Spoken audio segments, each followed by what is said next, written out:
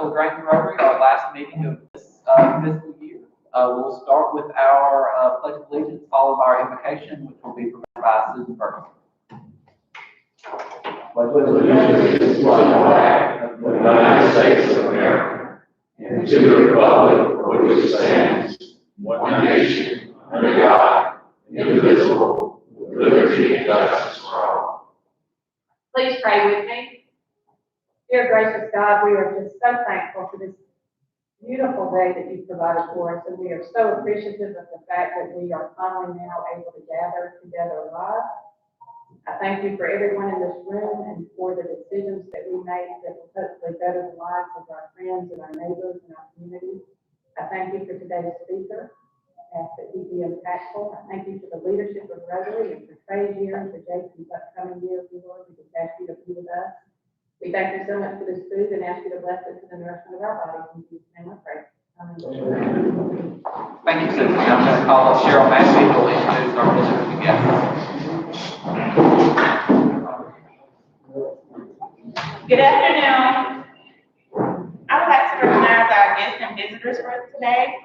When I call your name, please stand. We have Gerald Wyatt from Sixth Academy. He's a guest of Bill Trump. And we have Bryce Tillman, Chief Operating Officer of Wellstar. He's a guest of Susan Ferguson.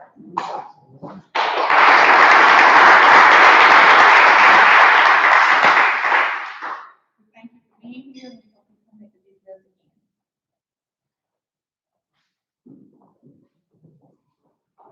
Birthdays and anniversaries this week. We have one member birthday, Kendall Butler, on the 4th. We have one member anniversary, Connor Smith, 7 years on the 1st. Club announcements. We do have the Sweetland Liberty Parade is Saturday morning. Email went out a couple days ago with the instructions of if you're able to walk with the parade. This is our first return back to a normal service project for us since COVID started, so we hope to have a good turnout. Ken, do they need to get with you for because we will do a group picture, do they need to find you for that picture? Yes, it will be the normal place right there in front of Sweetland. They'll have tables set up where we'll get our sashes, and so we'll be over there in the shade and get our normal picture. Okay. Please do wear your Rotary shirt if you don't have one yet. Royal blue will work for the picture.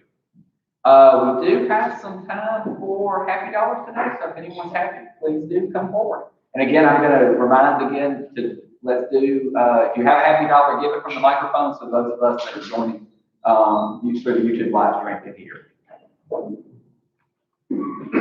Pray, can somebody turn off the music? I don't even know where it is. I can try.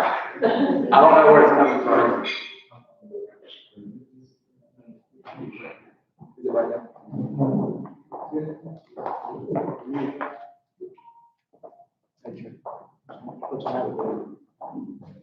I just want to say thanks to Trey. It's been a great year. I've learned a lot from you this year. You've done a fantastic job leading us through the weirdest year we've all had and getting us back into this room. So thank you very much.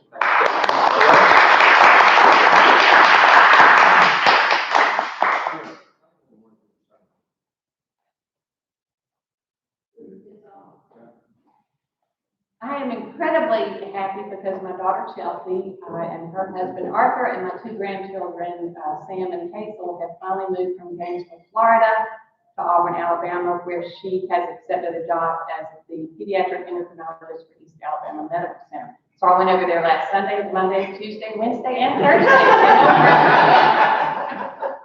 And it's not you.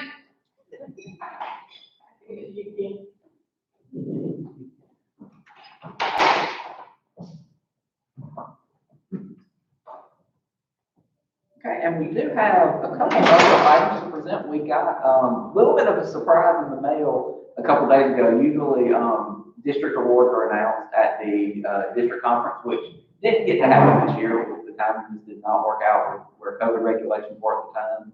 There is going to be an in-person gathering in August. I think Susan is going to represent us. But we did get our district awards in the mail a couple of days ago. So we have a few things to present to show the club. Our Interact Club at True High received a certificate of achievement for their activities during the year. There's a checklist of about, Barbara can tell you much better than I can, but she's in nine. So there's a checklist of about 5 or 6 required goals that they have to meet, and then a handful of optionals they have to meet a certain number of those. So Troop High met those this year. I believe they've met those every year for the last several years. They've got a pretty long streak of those going. This is the first time the West Georgia Community Interact Club did get that. They weren't able to meet in person, like we weren't able to meet in person because they weren't school-based. But we'll be seeing a lot from them coming back up once Barbara gets back in town.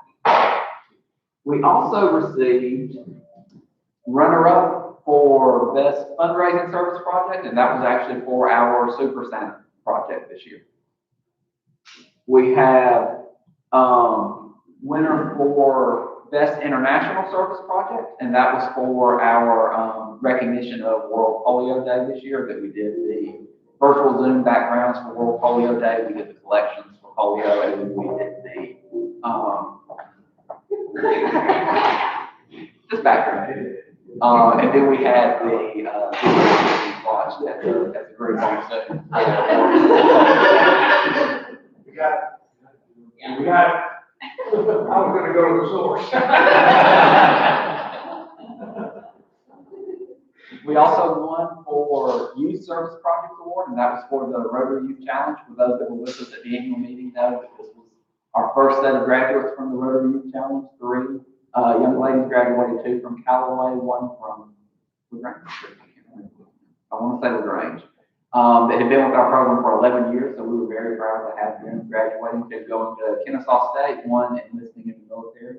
So we did get Best Service Project for youth services for that. And we received the Governor's Citation for the year, which for those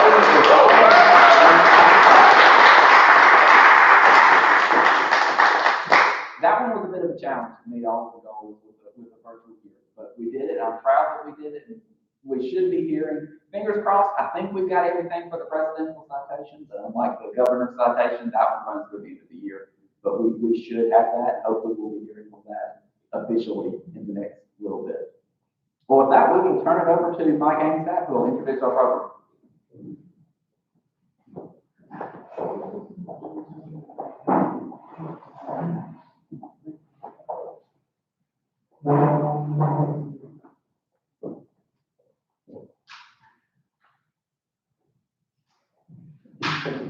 I'd like to introduce those of y'all who don't know Charlton Askew to meet Charlton Askew. He's the newly hired executive director of trust building. He's married to Connie and Connie's a retired educator with Troup County Schools. Charlton is a lifelong resident of Troup County. He's a graduate of Troup High School and LaGrange College. He worked 30 years in cost accountancy at Interface. Prior to his current role, he's a founding board member of Team Building Inc. He completed the Community Trust Building Fellowship in Richmond, Virginia through the Initiative of Change. He attended Nonviolence 365 orientation at the King Center in Atlanta to expand his knowledge. He's involved in a number of community activities, Troop Transformation, the Education Task Force. He's a volunteer for Troup County Schools 345 Thrive program, and even when COVID was going on, he served as a virtual tutor. He's a man of faith and served bivocationally as the pastor of the Church of King for 6 years. Although they may be starting their engines, we'll go right ahead with our program on trust building, and it's certainly my honor to introduce Charlton Askew.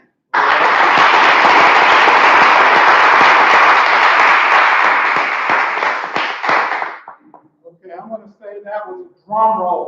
That was a drum roll. I didn't connect this until just probably yesterday or today that I was in Interact in high school, at Troup High School.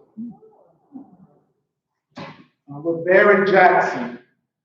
Want to get you thinking, first off, Listen to this and help me solve this riddle. A father and son were involved in a car accident in which the father was killed and the son was seriously injured. The father was pronounced dead at the scene of the accident, and his body was taken to a local morgue. The son was taken by ambulance to a nearby hospital and was immediately wheeled into an emergency operating room. A surgeon was called. Upon arrival and seeing the patient, the attending surgeon exclaimed, "Oh my God, it's my son." Can you help me explain this? Mother. It was his mother. It was his mother. But the natural tendency is to get those wheels turning in our head. And oftentimes that happens because of stories we have heard that become master narratives that are generally accepted as the norm. And then when we hear a conflicting or a counter narrative, it challenges us to get outside of that norm. So the immediate response was to, how do I figure this out? I think women get it quicker than men, but I think it was a man that I heard respond quickly. Mike, let's go to the PowerPoint that gave it away. So I wanted you to have that experience to say that there are ways that we could, I'm going to say, adjust and tweak our own thoughts and mannerisms that helps us build strong, authentic relationships in our community, probably in ways that we have not considered. So I'm actually, function F5. We'll put it in presentation mode. Function. So that would make it manual. So trust building has been around since 2015. I will give just a little backdrop so that everybody's on the same page and we all move forward together. You can advance. That there's a mayor's meeting most of you know about between the mayors of West Point, Hogansville, LaGrange, and also Ricky Wolf, at that time the commission chair, attended those sessions. And what's not that expected is that most times they voted on critical matters, they tended to split down racial lines. And so then someone had the courage to speak up to say, let's peer into this and see why this happens so organically. So they had the courage to start an initiative. They asked Ricky Wolf and Carl Von Epps to lead the initiative, and they sought out, next slide, hoping the cities to assist with it. And I have some slides of pictures worth 1,000 words. Use that arrow or maybe the internet. So here's what our mission is. I'll try to follow these slides so I don't confuse you. It's to bridge the racial divide in Troup County through trust building, research, community collaboration, and action to remove barriers that prevent full access to opportunities for all. Now, we'd like for this to be a shared narrative for every resident in Troup County.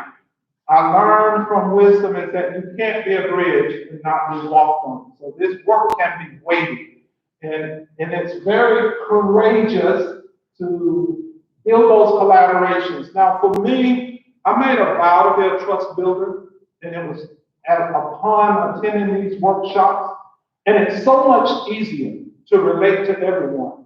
You know, you extend love, you extend an invitation for partnership, you extend the opportunity to get to know other people, to embrace them, and just enjoy that experience. And so I don't have to switch because I've decided that I'm going to be a trust builder to the day I die. And that's just simple and integral with the intention. Let's go to the next slide. So Dan Alexander, who was at the college, became one of our partners. And I'd like to just make this point is none of what has been accomplished could be accomplished by one or two people. It takes the community. They often say in education, it takes a village. Well, it takes a village, and tag, we are it. And I'm sure that Rotary gets that in a service organization. The next one. So here are some of the early adopters: Troup County Center for Strategic Planning, Center State Bank, and Georgia Power has been some of the sponsors that have helped, and there have been a few others over time. Ricky and Carl sought out two teams. You don't want to reinvent the wheel. You want to find out what's working and where it's working. So the model they chose to adopt was through Hope in the Cities out of Richmond. And Reverend T. Turner and Cricket White came down to help Troup County get started through initiatives of change.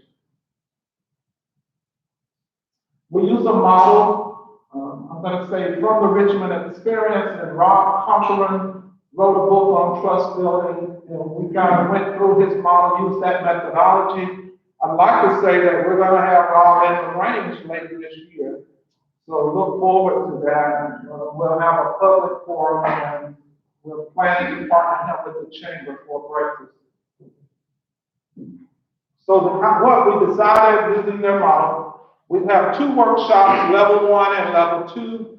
Level 1 is about that self-awareness piece, and level 2 might take some current topics, of which there's a plethora to pull from in today's backdrop, and kind of deep dive to see how we think differently about the same topics. And sometimes it still divides on black and white, or maybe even divided along political lines.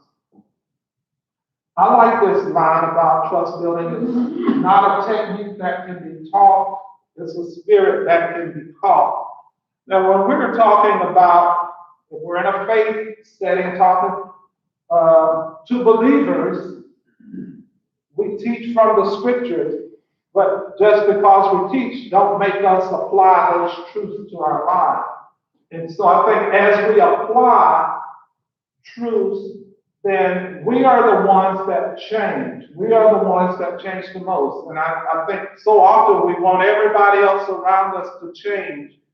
But the trust building methodology invites us to be the change we want to see, and then to also model that so that others can catch it in their spirit.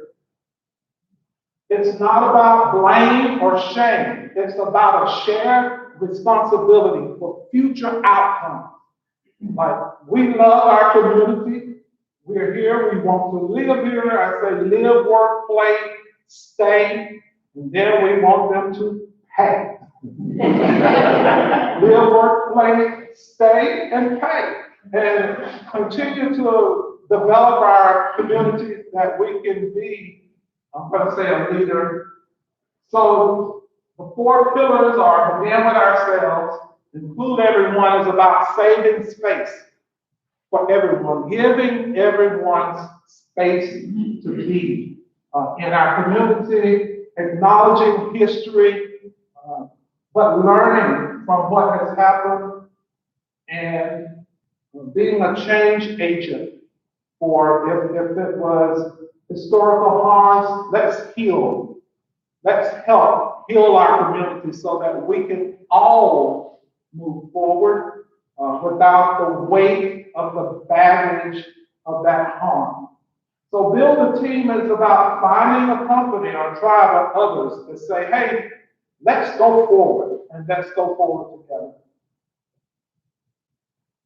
So we say honest, difficult conversations. We just create a space for people to gather in a room, and it's a facilitated dialogue. So it's not a free-for-all, and it's not a sick them, knock them out kind of event, but it's a facilitated dialogue. We believe that there is a process, and that if we trust the process, I'm one of those guys that I get it quickly. give me the punchline and let me go. But then you miss the process of the small changes that happen along the way. Mothers, expectant mothers get this, there are stages, there's a process. It doesn't happen overnight. And even because you attended a workshop, it doesn't make you be different if you don't want to be. So you have to apply. So here's a typical class. They're kind of small. I'm a talker, so I can drown others out. So we kind of keep the dialogues kind of small so people have an opportunity to participate. Go ahead. So then we advance to number 2. Go ahead to the next one. And this is that's another class that we had at the college. So I'm just hopping through a few pictures. Go ahead. And then we did a trainer so that we have our own trainers locally that we can do more workshops without employing Richmond. Go ahead. And so Initiatives of Change offered a fellowship where they bring you in for 5 weekends, once a month, to deep dive into these facilitations. And from Truth County, these are the people. There's been 6 of us actually that have gone up over the years to participate in that fellowship next month. So as a part of deepening the conversations and discussions, we have topics. We have a breakfast series where there are different topics that are discussed. Some of the terminology, don't be afraid of it. We just dissect it, approach it, and see what's the other side of it. Dr. Hooker's been one of those speakers that we brought in. He was actually favored. We brought him in a second time, and now working on bringing him in a third time. We were very fortunate to get John Franklin in, and he was one of the upper level leaders at the National Museum of African American History in Washington, D.C. He came in on the same day that Congressman John Lewis came in. You can go to the next slide. And so Congressman Lewis came to the college. They had him in for the MLK speaker. In the next slide. So this picture I like a whole lot because it shows us being community, where we're not, I go in all different types of churches sometimes, African American, Caucasian dominated. But generally what happens, I am pastored by multi-ethnic congregation. Generally, you end up with the white people sit on one side and the black people sit on the other. It's not always, what does it mean? I wonder, why do we do that? It's just like, so the trust building methodology somewhat says, let's challenge ourselves to not go with what feels comfortable to us every time. Let's experience something that may extend an opportunity to gain a relationship that lasts. Some of those breakfast series we talked about, Brown versus Board of Education, we listened to a podcast on this Buchanan's period of adjustment. So what happens with these breakfasts is people get to fellowship, and we also get to talk about things that we probably don't talk across racial lines with. Some of the expressions that I love to hear people say is, I've never been able to ask that question directly to someone of a different race. Now, of course, you could have, but people have not felt the courage to do it. And so putting them in a space to say, hey, this is the subject that we're talking about.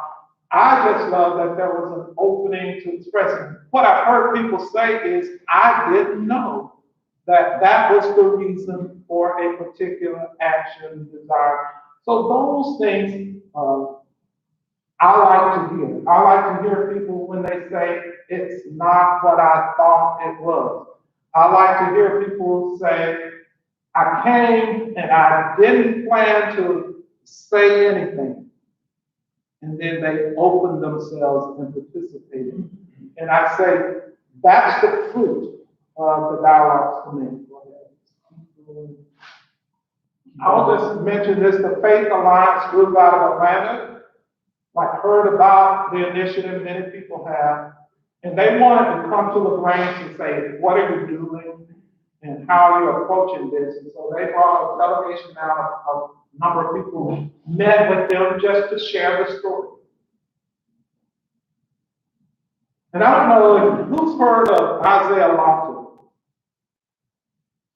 So a few people have, and these are like the hidden stories that are in our community that get passed down, and they inform how people relate or don't relate to one another in particular communities. So it was in the 1800s that Isaiah Lofton was appointed as an African American postmaster in Hogansville, Georgia. And then, of course, it set off a firestorm, and there was an attempted assassination on his life. He was shot, but he survived it. And as a result of it, the National Afro-American Council was formed even prior to the NAACP. And so from it was a precursor for that. Now, right in our little neck of the woods, of course, in the 1800s, it was very progressive for Isaiah Lawton to be appointed. And, you know, the truth be told, what happened to him probably was not that unexpected. Very unfortunate. But it's a story like this that we could share and heal and not repeat. We can learn from history and move forward, because what happened in the past informs the future oftentimes. And it's Chief Detmar that really, I'm going to say, says that oftentimes the things that the officers deal with today happened many years ago, and they are still lingering and left unhealed. And so sometimes if we acknowledge hurt, pain, things that happen, not taking shame or blame, but share responsibility and say, let's go forward. Come along, let's go forward together. That's just some more pictures of that. Keep going. I'm trying to do real good on time. I just love to see these smiles. I would like to plug this one. As a result of the initiative, people that came through the workshop had a common interest, and one of those common interests was around the performance of the school system. And so from that, Truth Acts was formed, which was kind of like a listening group. We brought parents in a room. We brought everybody we could get in a room to say, tell me what are your concerns regarding education. And so we went to the school system and said, can we have a task force? And let's work towards solving these concerns together. And so it's been 3 or 4 years now, and your very own Dr. George Henry co-facilitates that task force with myself. And we were very instrumental in being a part of helping select the new superintendent. We have monthly meetings where the superintendent is always present, and principals, teachers, parents, community members are there saying we're all in on helping do what we can in our sphere of influence to help make our schools better. Yes. And as a result of the task force, they're working on a new strategic plan. This was from last week, maybe, that we were all sitting in that room contributing. There were over 100 people that they had invited. And I think George counted, there were 19 people from the task force that participated. And so that's a way of getting involved, shared outcomes, shared experiences. When we looked at the data, all right. He introduced me. He said I was a preacher. I vowed I was not going to go. I'm going to quickly bring it to a close.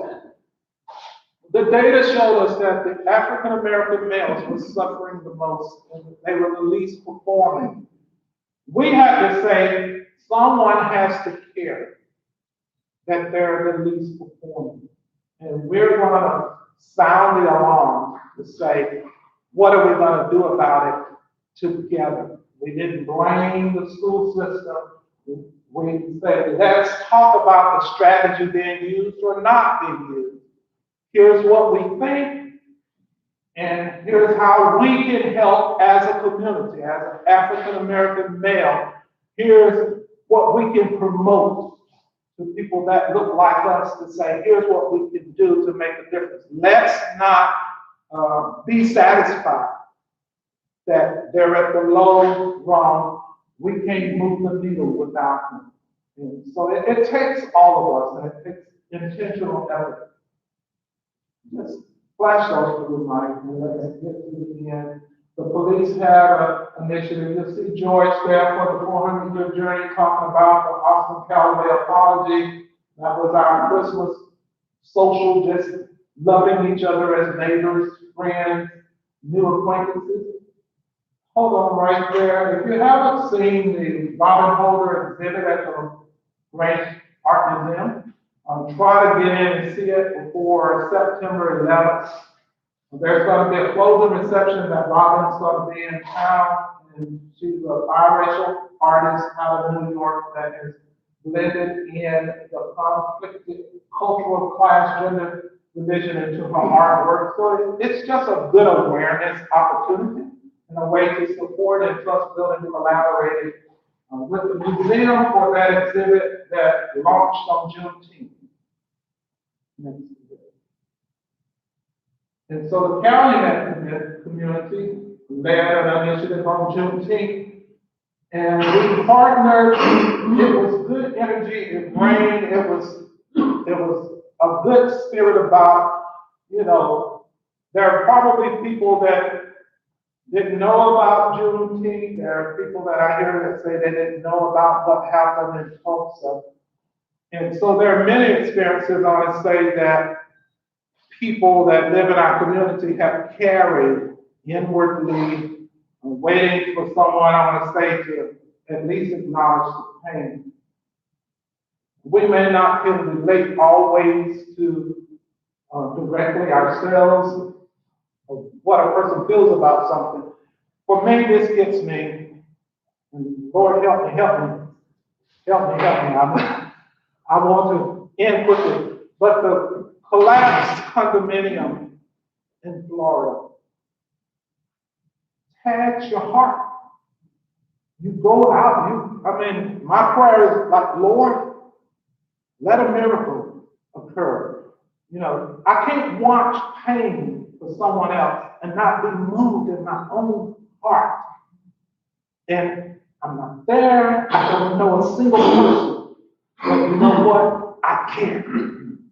And as a result of caring, count me in on doing what I can do to make a difference. Doing what I can do to make a difference. Now, that's just one example of how your heart can get pulled and tugged. And I'm not saying get depressed and go somewhere and sit around and cry. I'll just say, let us feel sometimes a connection with others that are hurting and ask, what can I do to help make a difference? I had a friend, his family attended a funeral last Saturday. That was a shooting. Now they have another funeral and several members of the family in the hospital.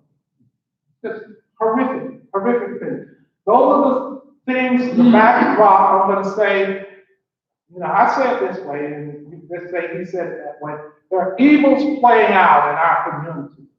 What I'm thankful of is that our courageous leaders have implemented something to help us dissect this difficult terrain, to say, let's not follow what the rest of the nation is doing. Let's be proactive and let's solve this together, remove the stigma and the racial barriers out of this community, and let's see this community fully flourishing in what it potentially can be.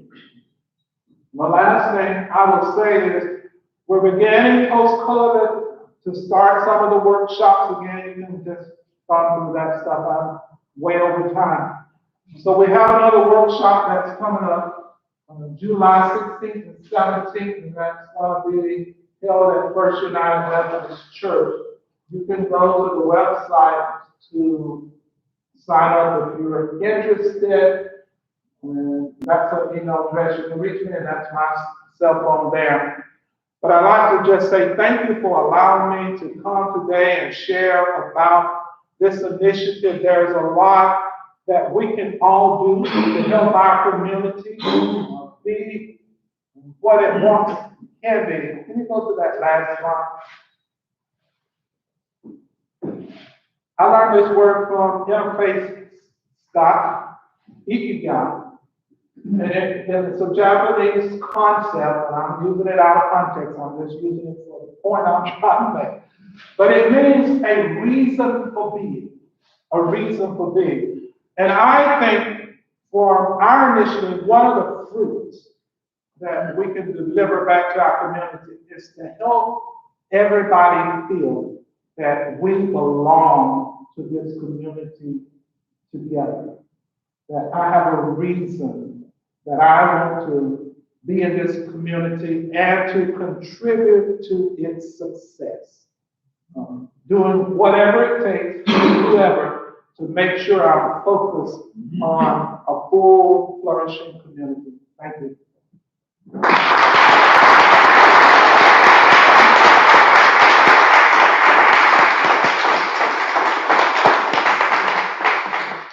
Thank you, gentlemen.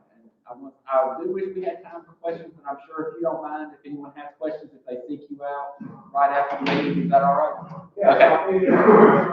Okay, great. Thank you. We do appreciate you coming today and giving us an update. We look forward to hearing what continues to come from your organization in the coming years. In honor of your speaking today, we're making a donation to Polio Plus, which is Rotary's initiative to eradicate polio worldwide. Everyone do please be reminded that next week we don't meet.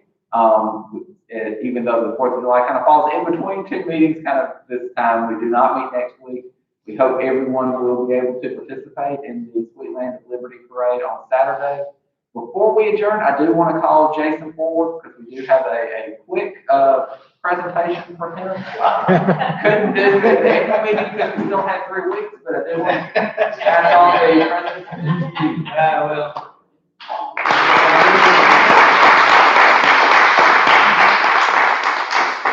And with that, we'll stand adjourned. We'll see everyone.